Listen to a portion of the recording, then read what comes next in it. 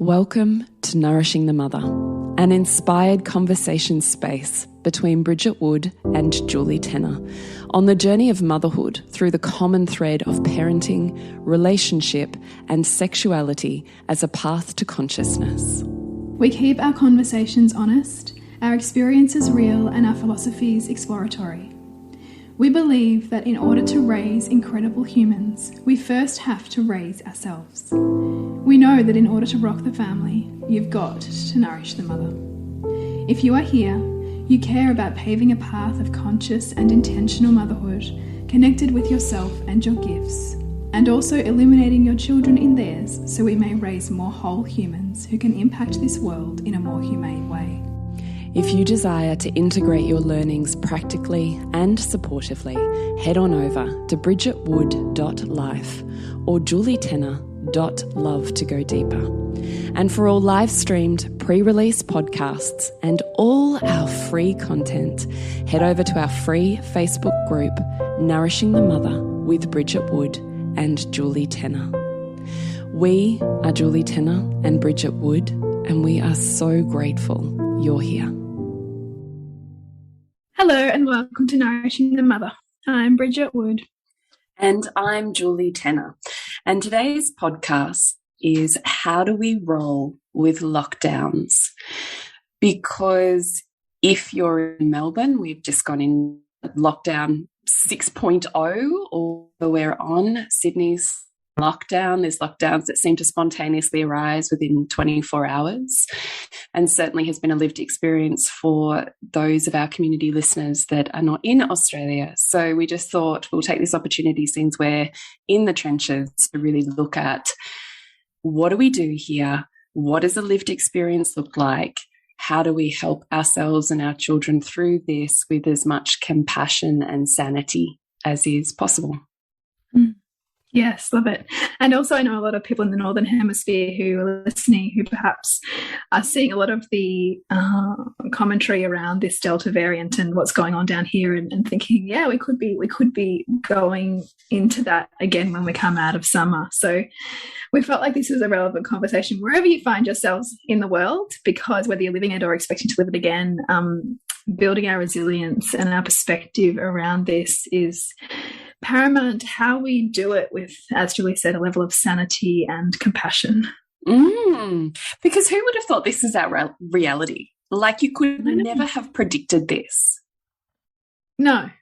And here in Melbourne, we were talking about coming out of restrictions because we'd gone into one lockdown 5.0, we'd come out of it and we had 0 cases. And then 24 hours later, boom, we're back in lockdown 6.0. And you have no idea it's coming. Like 0, we were donut day, and now hardcore lockdown, which for us in Melbourne means don't leave your house outside of 5 reasons. 5-kilometre radius is all you can travel to. No one in your house, no public gatherings outside. Yeah, it's intense. Yeah. Children are home, at school, from school. Yeah. So depending on where you are in your life, like whether you are, a working mother, whether you are stay at home, whether, for other people in the society, whether you're a student or, I don't know, elderly, how it affects people is so different across this cross-section of society, and it also affects people so differently based on class, based on socioeconomic status, based on so many factors. And once again, it widens the gap between those who have and those who have not. But specifically speaking, for this podcast, we're going to be talking about for us as mothers, because that's who we're talking to. And there's a level of anxiety for mothers for a myriad of reasons, for the quality of our children's education if they've come out of school, for our capacity to meet our own needs because suddenly there is kids at home and we're trying to fit work around that, and we're trying to run a home and feed our kids and shield them somewhat from the anxiety of the outer world that's coursing through our own bodies often. We are trying to uphold and create connection in a relationship that can sometimes feel pretty monotonous without the excitement of being able to see people outside the relationship, or have things to look forward to that spice up the relationship and make it diverse. Because as we know, like, when we're so familiar in an environment or in a dynamic with someone, it can breed complacency. Totally. So we've also got that going on at the same time. So there's lots and lots of factors that are compounding why lockdown can feel hard. Oh, then you also add relationship difficulties and how you're in that, you know, space in the face of relationship challenge or challenge with a particular child. Like, I mean, basically it's like, you know, you're really in the fire of whatever it is you're going through, and you don't really, particularly based on your perceptions, if you feel like you have no way out of that, then it elevates your nervous system, your capacity to respond gets less, and then you keep the cycle going. So 100%. How we resource ourselves here is paramount, and it begins with the questions that we ask and the way that we find answers that get us beyond the pattern of thinking that we're in. The only other challenge that I will just add, because I think it's really relevant for particularly the community of mums that I see around me, is also the financial strain that lockdowns specifically affect. So here at the moment, our government assistance is based on if you're GST registered, which means you earn over $75,000 in a year. But for most stay-at-home working mothers, they're earning under that. And yet what they earn contributes to the livelihood of their family. And all of a sudden lockdown happens. And particularly, I would say, I see particularly my single mother friends for whom fit in this category, it's catastrophic. Gosh, because like, what you have no means to earn it. No means, because you're shut down. For that. Yeah, and there's no support for that, right? Because you're not considered a large enough business. So I also, and there's certainly partners who are losing jobs, people who, you know, their work is put on hold because it's not part of the industries that can currently function. So I do think that there's also a huge financial weight, which, as we know, affects your sense of well-being and health and access across the board. So I also want to say I see that, and it's devastating, and I wish it were not. And that also speaks to the fact that, I mean, mothers are largely unseen in the pandemic, and even the reports that came out last year around the impact of it on women. This is just yet another example, right? Like the fact that the sole traders or self-employed people not registered for GST, which is a government tax, then you're on your own. Right. And you're on your own for an indefinite period of time, particularly in Melbourne and Sydney, where there's no end. There's no end in sight. We're told that we could be continually in and out of lockdowns for the next 6 to 12 months, and that one stat said that we could expect on average every 1 out of 3 to 4 days in lockdown for the rest of the year. So there's no sense, if we can just get past this week, or if we can just pay that bill, or if we can just... That's not a reality, because we don't then know when the next one's coming. Yeah. So, and as we know, one of the biggest stresses in a relationship is money. Yeah. Yeah. One of the biggest stresses. I would love to just reflect back, just while we're on that point, Bridge, if you're willing, is last year when your husband lost his job and we were in COVID, and you were in this, this mental, physical, I don't know how to phrase it, this fight or flight in your body that you were having to navigate and regulate with the uncertainty of not having a salary coming in and having a dependent family. What advice could you offer, or wisdom, I'll say, what wisdom could you offer from your lived experience of that in COVID, in lockdown, to other families and mothers that find themselves needing to balance all of that in their bodies too? Yeah. First of all, I would look at immediately what we need to do is, and obviously our brain and nervous system wants some sense of safety. So for me, what I immediately went to in my response was, how much savings have we got? Or where could we access money if we needed to, so that I felt like that would be a level of ease that I could meet. And so that's one way. And whether that's savings or something, or an investment that you could sell, or for some women or some families it's accessing your superannuation So you can access $10,000 of superannuation every year based on financial hardship. So that might be another avenue if you don't have immediate savings. And then the next level after a sense of baseline financial safety, the next level after that is working on self-worth and mental wellness, because one of the biggest things, particularly for men when they lose their job, is that loss of self-worth and that potential depression that can follow that, because so many men derive so much of their identity from their work, often more so than women. So for me, working through that with my husband, it was a lot of talking about the skills that he'd already built, talking about the contracts that he'd won, talking about the relationships that he'd built, so that it was constantly looking at not what he'd lost, but actually who he was and what he had, and that when the time was right, those were going to be employed again.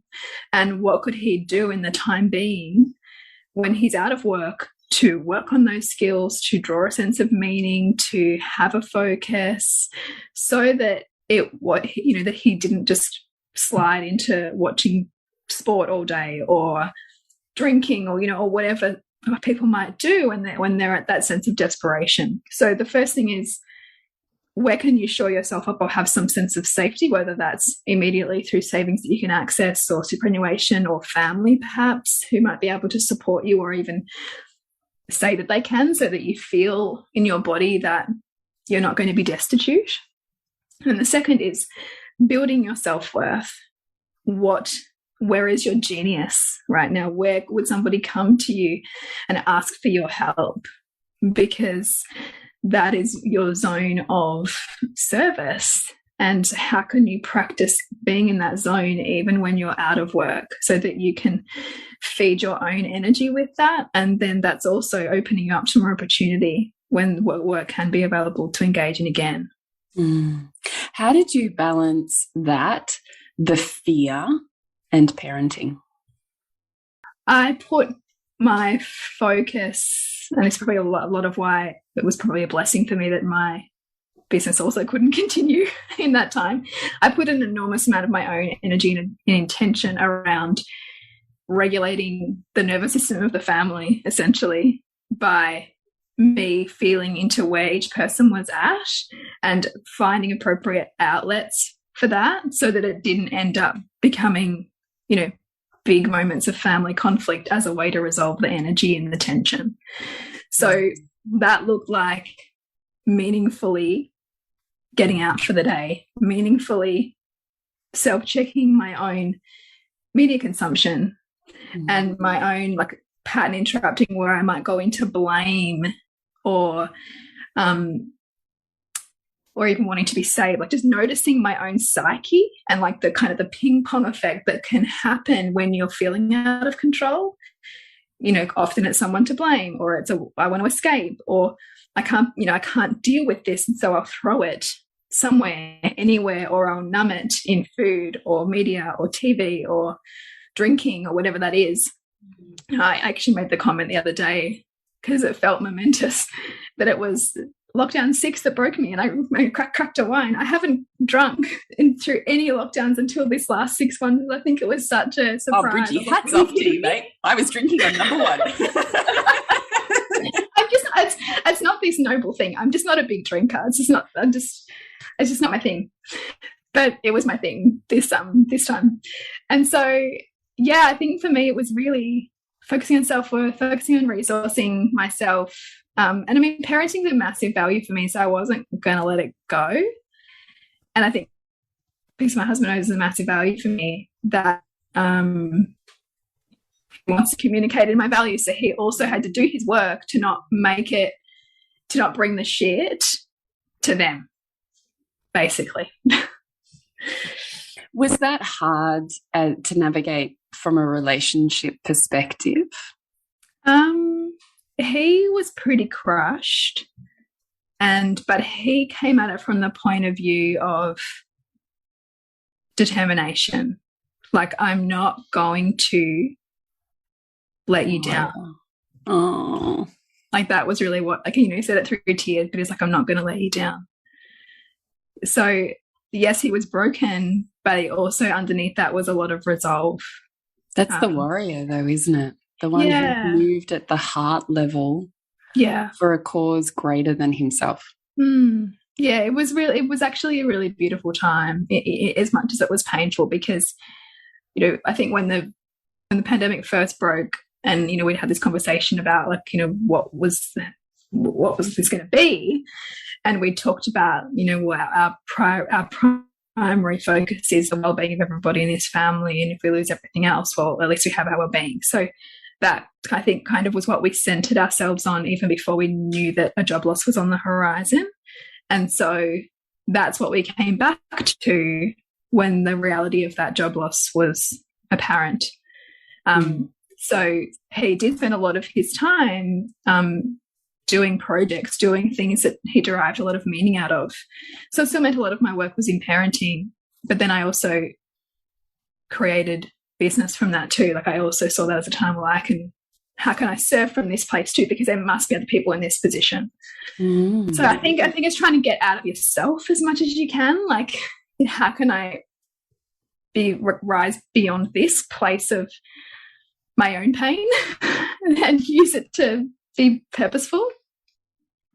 So we're just jumping in quickly and interrupting this juicy conversation to let you know of our two favourite offerings that we have on at the moment. So I, as Julie Tenner, have Queen School that is opening on August 10. It's 5 weeks as a feminine and relationship transformative container. And Bridget. Yes, and I have the Reimagining Motherhood membership, which is your space to come to feel nourished and connected and celebrated as the woman and mother that you are. And we have the Mother Seasons series coming up beginning on the 5th of August. Find out at bridgetwood.life. That requires a huge amount of emotional intelligence, though, doesn't it? Yeah, I think it does. And I'm not saying it's easy. Like, you know, the amount of... No, I'm not saying that you are, but just reflecting on that part, right?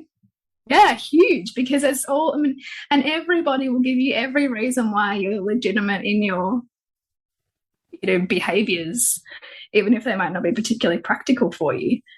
Everybody will give you every reason why you can blame the government, or you can blame whoever's agenda, or this other person over here who's not doing the right thing, right? Like, we want to blame, like, the removalists, or the... Right? Like, it's just easier to push it outside of ourselves and make someone else responsible. So I think, yeah, like, keep coming back to what can I do? Like, what do I have control over? And how can I continue to focus on that and not everything that's beyond that? Because it's so easy to get down the rabbit hole of powerlessness, which is what it is when we're trying to agitate for something that's well beyond our realm of control and influence, and instead come back into what we can influence, what we can control, which is how we perceive it and the actions we take in response to that. Can you break that down a little bit? Because I 100% agree with you. Or we can be, when we perceive we have no control, looking for where we do have control and then exerting that control in a deeply meaningful way is what I see saying. That's pretty hard too, I think, and harder still the more, is it left wing or right wing? I never know which one I'm supposed to say. Like, the more we hold alternative views. Yes. Yeah, well, I mean, left wing and right wing are like liberal. It's not even liberal anymore, I wouldn't say. But okay, so it's not even relevant to what I'm saying. Is that what you're saying? You're more polarized. Maybe you mean the more polarized. Okay, right. The more. Yes. Well, I don't know. Even I'm just thinking. Oh, do you mean like more alternative views? Like, if you kind of, because you either I see two major narratives that we live under, right? So you've got the media supported government. Progressive left. Yeah. COVID is very real, very dangerous. We must be following every government recommendation, and that is our job to do. And then on that complete opposite, you have the whole thing is a scam. The vaccine is for depopulation purposes, right? So they're the two extremes. Yeah. And then you have existing in the middle, most people. Yeah. Right. Most people exist somewhere on a spectrum in that middle point. Yeah.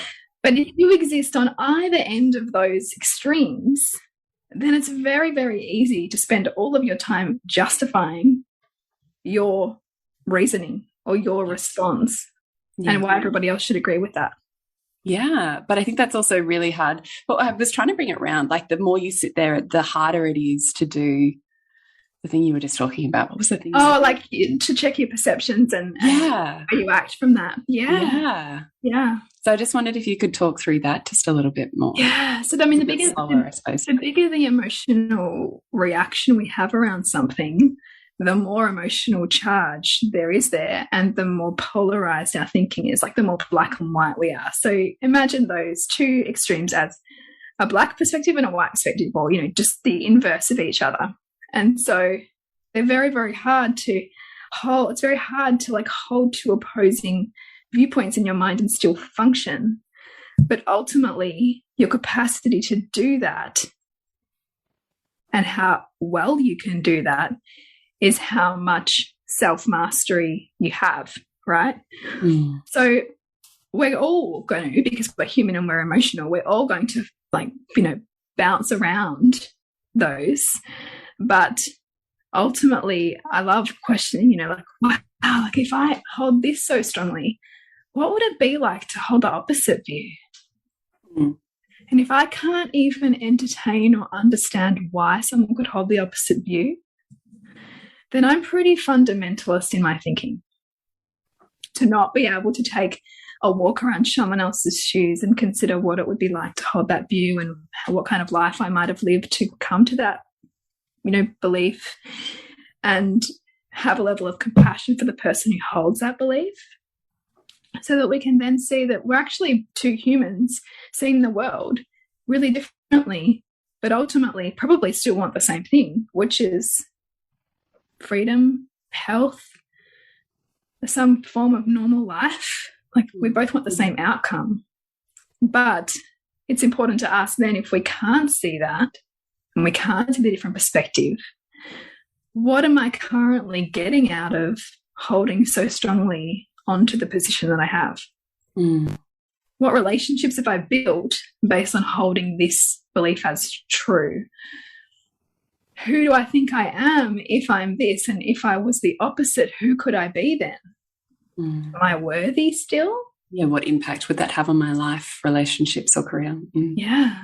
Or am I so fixated on the identity that I've constructed right now that I couldn't possibly allow the unraveling of all of that and to exist in the sea of pairs of opposites? You know, and be willing to be a massive contradiction, which most humans are.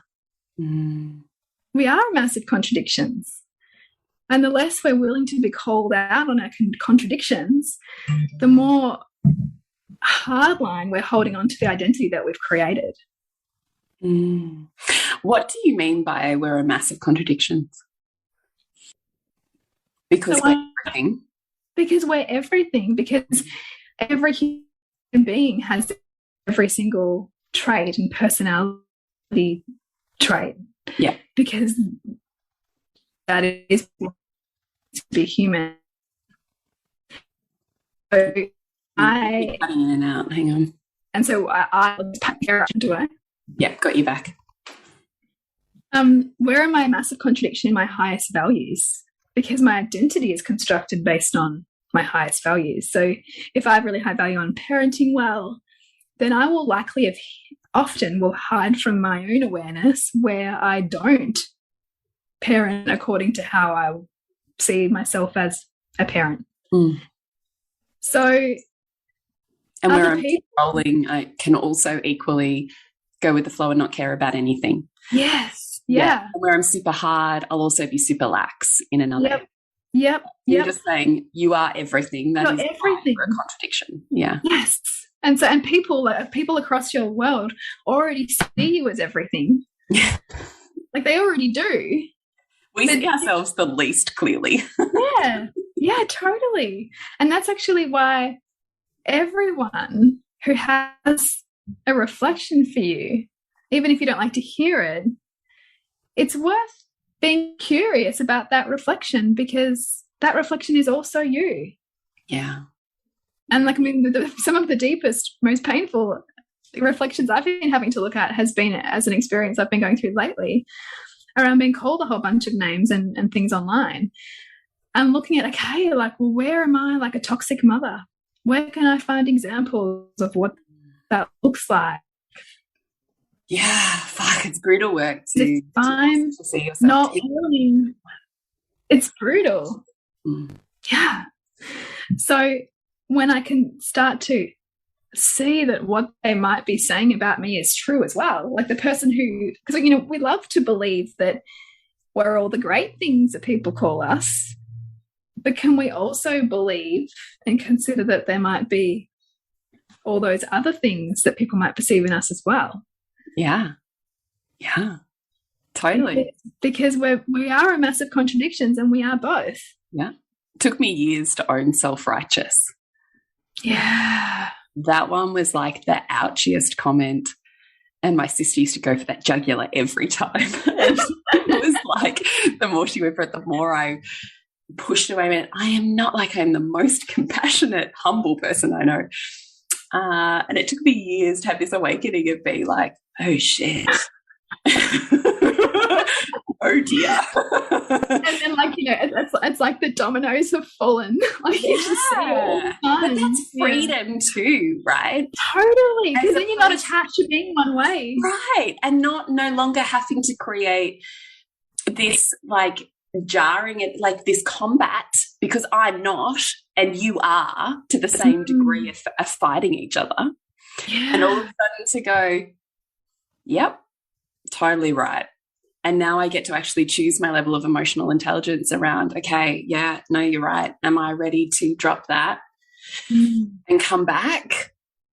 Or am I, you know, like, we're on the same team here. Yep, I see that. Yeah. And I think that expands love, and therefore your ability to show up with wholeness in an infinitely expanded way. But I was listening to you then going, yeah, fuck yeah. I mean, you're doing the brutal work of it now. And I was reflecting, thinking, where's been my brutal work? Self-righteousness. It's been my most brutal. And you'll usually see, and we'll perceive where our next work is when we see what most pisses us off in our kids, because they're also revealing the next stuck point of our own consciousness. You know, if we can't handle our child's rudeness, for example, and it's a really big trigger, well, where have we been rude? And in what ways has that been beneficial to us in our life?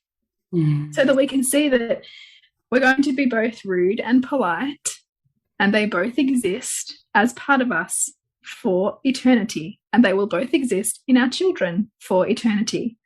And so, do we shame our children for their rudeness, or do we help them self-reflect on why they might have been and how they can help see how effective communication might help them, but also understand rudeness and politeness both exist, and you will be both. How about you see the impact of this in this situation and the impact of that in that situation, so I can empower you, know where it's at and know how that lands on other people, so that it's not this good, bad, right, wrong dichotomy that we grow up with, that we then go, fuck, like I almost feel schizophrenic in what I've taken on as programming, and now I'm meeting that in my children, and parenting feels hard. Yeah, right. Right. Yeah. So I want to come back to when we're talking about how do we roll with lockdowns, and you had mentioned when you feel most out of control in terms of you don't perceive you have control over your own life, it's wise to also ask, where do you have control, and make that control meaningful. Yeah, I love that.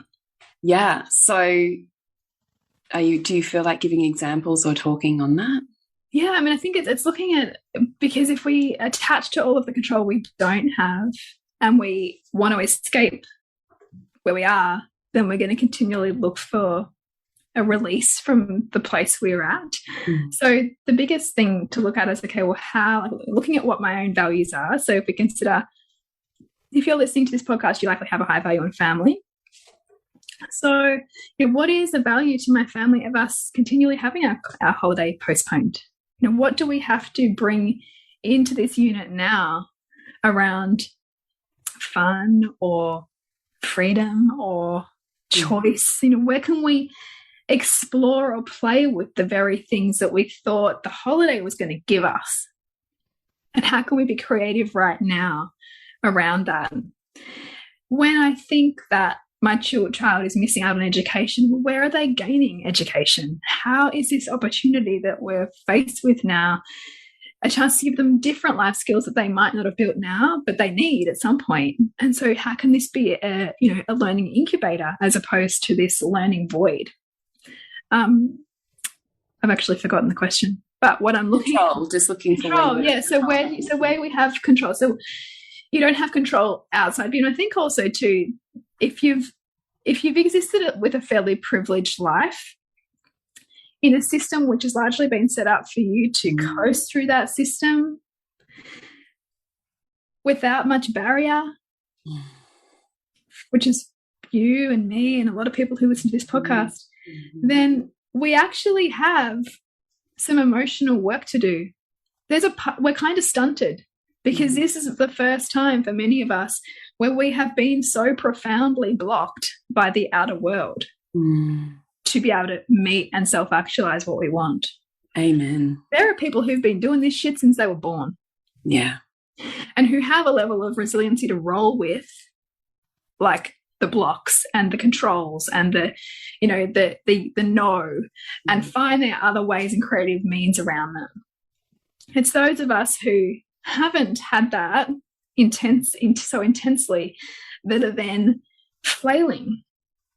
And so observing how you see people who are more adaptable to this and ask how they've become more adaptable is insightful in terms of seeing what skills we could be building on creative thinking, on recognizing how much we've actually given away our power, on expecting governments to do things for us or make our life easy or do the right thing or plan long term. One of the classic ones I find myself bitching about governments is their short-termism, and we wouldn't be here with like crap hospitals if we didn't have such short political cycles and lack of long-term visioning. Well, fuck, where am I not long-term visioning my life? Because I'm just pissed off. I'm just pissed off at the external reflection that is me. They're just me. They're just a reflection. So where am I short-term in my thinking, my visioning? Well, that's pretty humbling. Fuck. If we could just turn it back on ourselves for a second and then go, oh, right, okay, so if I mapped out what I want my next 5 years to be like, and I can see what I can do to achieve, that here now, how is this meaningful? And then we've gone, oh my God, I'm in lockdown. So I now have like less time that I'm spending being a mum taxi. So I've actually got more time where I could probably read a book, or I could teach my kid how to cook, or I could do other things that are going to empower me and empower them. So we actually both get to live in our values more meaningfully, as opposed to being pulled every which way that we get pulled when society is in full steam. So then actually that helps me bring myself back into control, because I've now got all of this time that's free from being organized by institutions and extracurriculars that I can now spend doing what I'd really love and what my kid would really love. And that feels like an opportunity. That actually feels like freedom. So that is what we can ask ourselves, is where I feel out of control, how can I control what's most meaningful to me right now? Because if what you wanted from a holiday is time with your family, exploring something, learning something new, being in a different environment, well, okay, how can you bring something new or something enticing or interesting or a different environment into your home now? Like my son and I are doing a deep dive. We're not doing school. We're doing a deep dive on Albert Einstein. It's fascinating what offshoots that creates, and we have the time to look at it. And we have the time to explore, and we have the time to go to different worlds and talk about what it would have been like, what it would have been like in Hiroshima in 1944 after the atomic bomb was dropped. And we got to that because we learned about how Albert Einstein was a pacifist and never wanted the atomic nuclear technology. So we're getting to do the things that we want to do together. It's just the form that's different. It's our attachment to the form of how we think it needs to be that is where we're suffering. So it's bringing it back. And this is like sometimes a daily practice, sometimes an hourly practice if we feel ourselves getting so triggered on a new lockdown extension or a new announcement. How do we bring it back into our kind of circle of control and influence? I love it so much. I just feel like I could just sit here and listen to you. It's so inspiring. Thanks. Yeah, so I mean, that'd be my invitation to look at like what you feel like you're missing or not going to be able to experience, and how can you find it in a different form? How can you create it where you are? Amen. Yeah. That brings us to the end of part 1 of our conversations on this particular topic around lockdown. And we've split it into 2 because it is a big conversation. We did have a lot to say. So if you want to keep hearing what we had to say, we really invite you to jump into our free Facebook group, which is Nourishing the Mother with Bridget Wood and Julie Tenner. You can access that by hopping onto our Instagram and checking out the profile link. It'll take you straight there to that group. And then you can keep on listening and watching us on video recording this one. And Bridgie, what have you got on at the moment, and where can we connect with you? Yeah, so I'd love to invite you, if you're feeling a sense of need to connect to community at this time or just be really supported in your parenting and mothering journey, to hop into Reimagining Motherhood. It really is a space to rewrite how we do motherhood from a place of deep nourishment for who we are as well as who our children are. So we are doing the mother season, so all about the age and stages of your children, but also you and what comes up for you at this time and how you can grow in a really rich and beautiful way alongside your child. So check that out at bridgetwood.life. And what about you, Jules? You've got Queen School coming up. Yes, so Queen School officially opens today and is only open for another 48 hours before we re-release again in February. So that's a 5-week relationship-focused, feminine-focused container. So you can find out more at julietenner.love. Beautiful. Remember to nourish the woman to rock the family. And we'll see you next week when we continue to peel back the layers on your mothering journey. Thank you so much for listening. We literally couldn't do this without you. Please share this podcast with anyone you think it would be medicine for. If you desire to integrate your learnings practically and supportively into your life, then head on over to bridgetwood.life or julietenner.love to go deeper. And if you feel like giving back a little to this free content, please rate us on iTunes or Facebook, all of which helps the podcast reach more mamas who need this type of tonic for the soul.